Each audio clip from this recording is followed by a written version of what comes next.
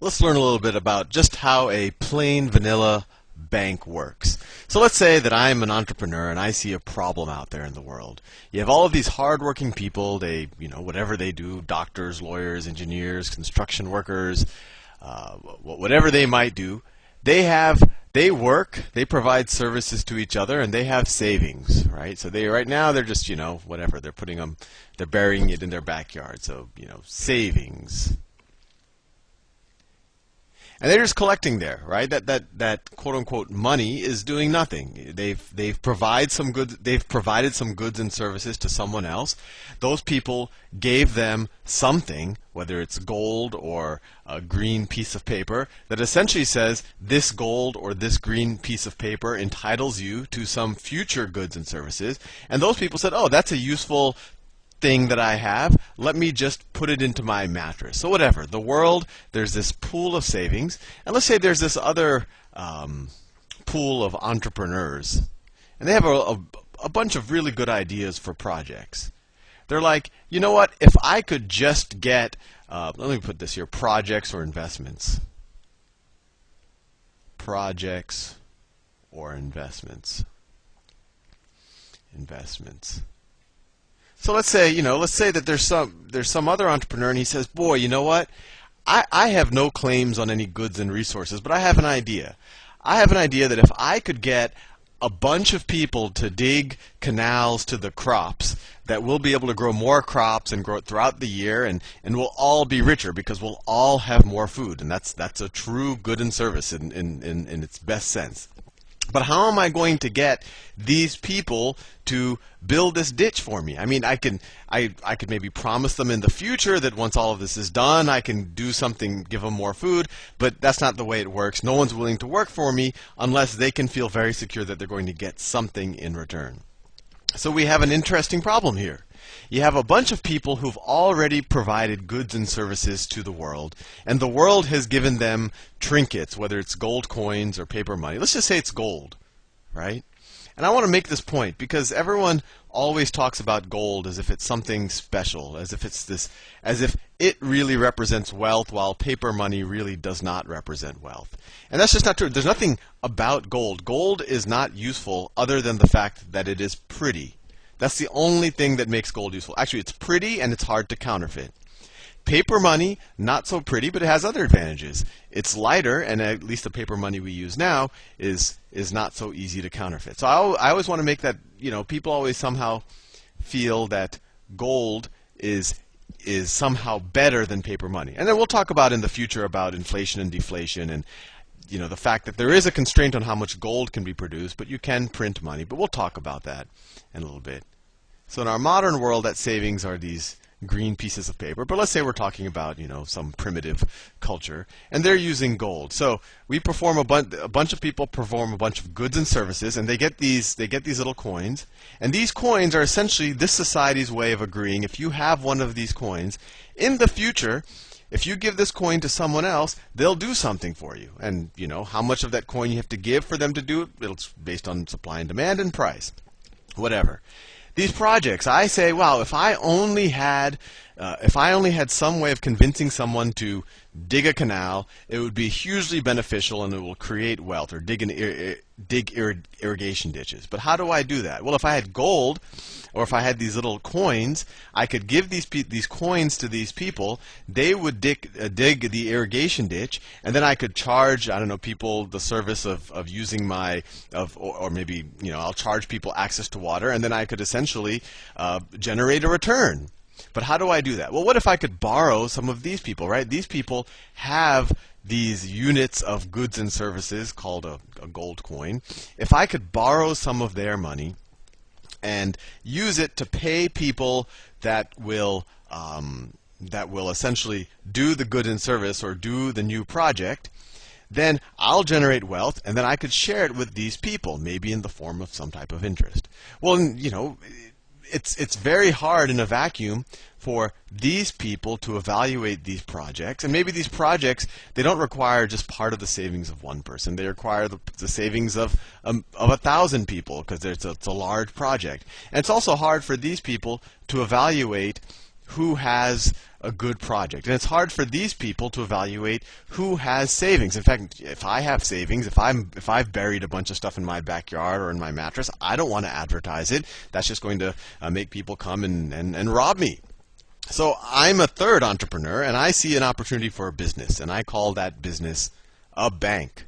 And so what is a bank going to do? What is my bank going to do? Well, let's just talk about it from the bare bones. How am I going to start my business? I'm actually one of these entrepreneurs. Let's say I have some savings, just to make it simple, so I don't have to go into this pool. So let's say I have a million gold coins of saving. Let's say it's $1 million. Let me draw my balance sheet. So let's say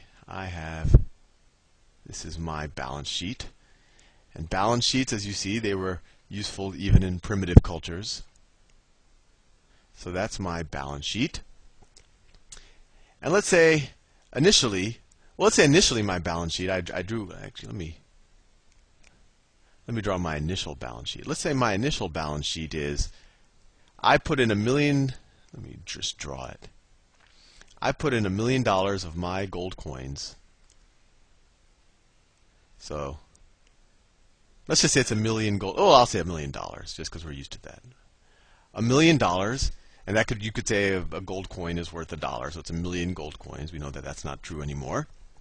And I use that essentially to build this big structure of solid stone that looks really safe and really secure. So I use it essentially just to build a big vault, right? I'll do brown for the vault. So this is my equity, right? And I use it to build a vault, a big, nice, fancy-looking building. So I actually draw the building. It has pillars in the front. It really looks like something. It looks like an old Greek or Roman temple, and I think that's not an accidental appearance. So I build this nice-looking building that people would feel comfortable keeping their money in, and that could actually be safe for safekeeping. And I tell everyone, look, I have this nice big building. Instead of having your money insecure in your backyard or your bed, why don't you put your savings in this building, and if you ever need it, you can come and get it. And on top of that, I'm going to pay you to keep your money with me. So everyone says, oh, that's a good deal, and Sal's trustworthy, and that more than Sal, that building looks even more trustworthy because it looks like a Greek temple. So everyone puts their savings with me. And let's say that is, I don't know, let's say that is $10 million of savings in my village. I have a fairly wealthy village. So that's $10 million of deposits. And this is a liability for me, right? Why is it a liability? Because I owe that to other people. They're giving it to me for safekeeping. So this is my liabilities. Liabilities. This is my equity. If I had multiple, if it wasn't just me, if there was 10 shareholders, each of us would have 1/10 of this. But this is a sole proprietorship, so this is my equity. This is my building. So I'm running a business here, right? I'm not doing this as some type of nonprofit or charity work. So what am I going to do with this 10 million of deposits? Well, I told people that they can take the money out anytime. If I'm taking their money as safekeeping. If they put it in and then one day they can't get their money back, they're going to be very suspicious of me. So I have to keep some of the money set aside. There's a lot, this could be amongst 3,000 or 4,000 people. So at any given day, not everyone's hopefully not everyone's going to pull their money out or put their money in. But I need to keep some cash reserves in case people want their money back.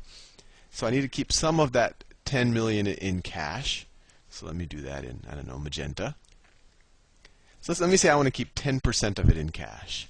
So I'm going to keep $1 million in cash. And then I have $9 million left that I can hopefully put to productive use. And what I do with that $9 million is I loan it out to people who have really good projects or investments. So $9 million in loans. That's an asset, right? I give that money to someone else. They owe me $9 million. I'm essentially borrowing $10 million, keeping $1 million aside, and paying out $9 million in loans. And they could be a bunch of different projects. They could be 100. I'm not just giving $9 million to one person. I'm diversifying across a bunch of different projects. So the natural question is, how am I making money? Well, these loans, I'm hopefully putting them to, build irrigation ditches or build factories or do whatever, something that actually is an investment that creates more value than it needed to start up. So I can actually charge interest, and that interest should be a cut of that value that's being created. So let's say that I charge 10% on this money. So I'm charging 10%. And just for the sake of it, let's say I invest really well and no one defaults. I do it. I'm the first bank, so I get all of the best investments. So I'm getting 10%. And for their money, these people, not only do they get to keep their money in this nice, safe deposit, but I'm also paying them 5%. I'm also paying them 5%. So how much money do I make in a year? Well, I'm making 10% on this $9 million. So what is that? That's $900,000 a year. $900,000 a year I'm bringing in. And how much am I paying out every year? Well, 5% of 10 million, I'm paying out $500,000. So interest income, $900,000. Interest expense, $500,000. That nets me $400,000. And let's say I pay another, I don't know, $100,000 for salaries and for security guards and all of that. So essentially, I'm netting $300,000. So I'm netting $300,000. I'll do that in a little more detail in the next video.